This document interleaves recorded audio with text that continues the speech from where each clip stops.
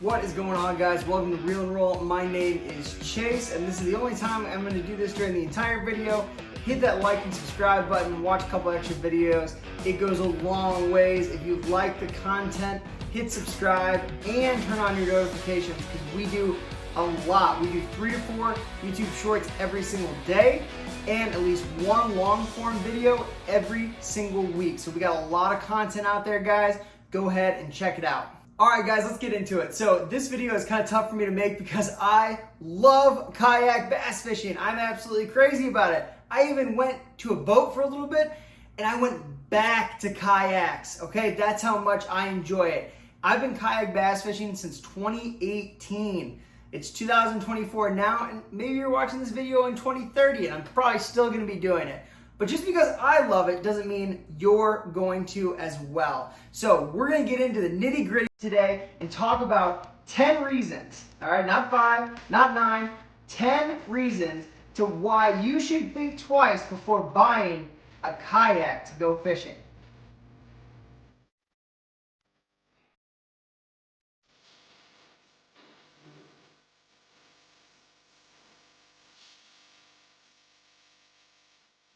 All right, reason number 1, transportation. How are you gonna get your kayak to and from wherever it is that you're fishing? All right, if you got a truck, can you throw it in the back of your truck? Do you know how to tie it down safely? If you've got a van or you've got a SUV, are you gonna rooftop that thing? Have you ever tried to rooftop a kayak before? It can be kind of tricky, and hopefully you don't like the car too much because you might get some dings, dents, and scratches along the way. So the number one thing you need to consider is how are we gonna transport this sometimes up to 120-pound chunk of plastic. Number 2, expenses. Now, I think of kayak bass fishing as being the cheaper alternative to fishing out of a boat, although more expensive than fishing from the bank. Well, guys, newsflash for you. Kayak bass fishing isn't really that cheap comparatively. So my kayak, it's a Sportsman 120 PDL. I bought it 2 years ago on Eco Fishing Shop. I'll put a link in the bio below. You can go check it out.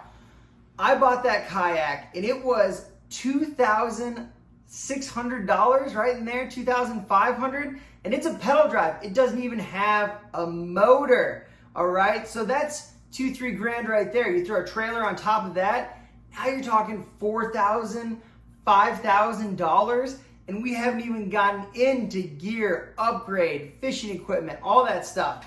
So if you're gonna get into kayak bass fishing, be ready to make a pretty serious investment. Now, there are some really cheap options that are just gonna get you out on the water, but we're talking about some hardcore kayak angling in this video. All right, guys, number 3, where are you gonna buy your kayak from and who's gonna work on it? All right, because once you get your kayak, you're gonna wanna make some modifications. Trust me, you'll get there.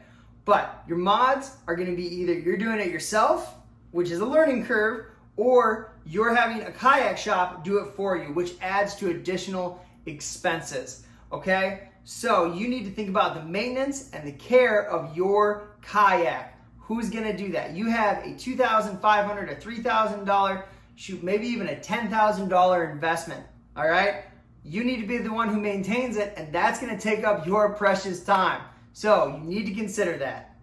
All right, number 4, so gear. Kayak fishing gear. There is so much stuff out there now compared to what there was 5 years ago.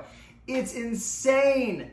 Figuring out what you need on your kayak is a personal choice, but it can be extremely difficult because you don't have as much room as you traditionally would have on a boat. You need to make considerations like, how much does all this weigh? How much do I weigh? What's the weight capacity of my kayak? Do I need 6 versions of this lure? Do I need 2 terminal tackle boxes? Do I need 6 rods, or can I get away with 2?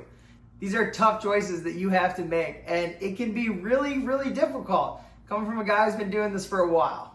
All right, number 5. So we have bought our kayak, we're transporting it, we have our gear, right? Everything is good to go. We're gonna get to the boat ramp. The boat ramp! No! This can be a kayak angler's worst nightmare, all right? The boaters, they do not usually care that you're in a kayak and you want to use the boat ramp. So you have to be extra courteous because it's good for us and it's good for our sport. But it can be super tricky to be in that boat ramp line with the kayak. Okay, you need to consider that as well. Launching and landing your kayak is a process. It takes time.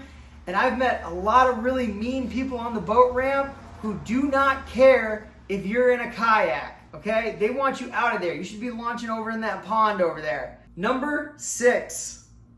So we're at the ramp, we got in the water, and what happens? The wind picks up. Another kayak angler's worst nightmare. The wind is gonna blow you all over the place. I am in a pedal drive.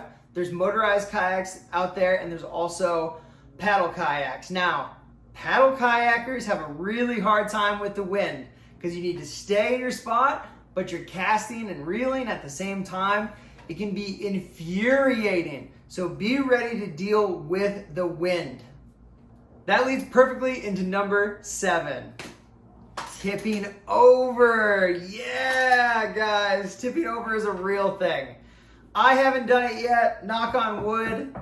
Okay, my number's coming though. I know it's gonna happen. It happens to anyone who does kayak fishing long enough. You get on a snag, the wind picks up, it blows you, you're gone.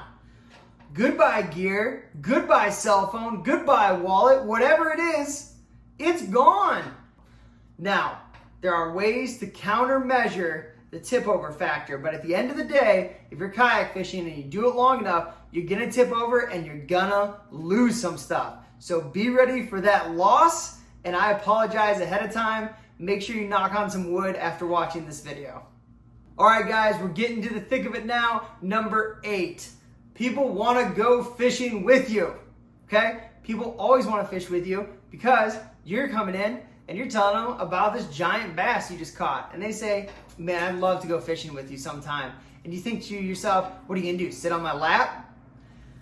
If you're in a boat, that's an easy answer, right? Hop in my boat with me. Yeah, we're gonna go fishing this Saturday. But in a kayak, you have to say, well, I can't really do that. I'm in a kayak. Do you have your own kayak? Now, this might be a positive for you. Sometimes it's definitely a positive for me. But it gets hard to keep telling people no all the time. Number 9, we're gonna skip back to the weather real quick. So we talked about the wind. Now we're gonna talk about 2 more things when it comes to weather for number 9.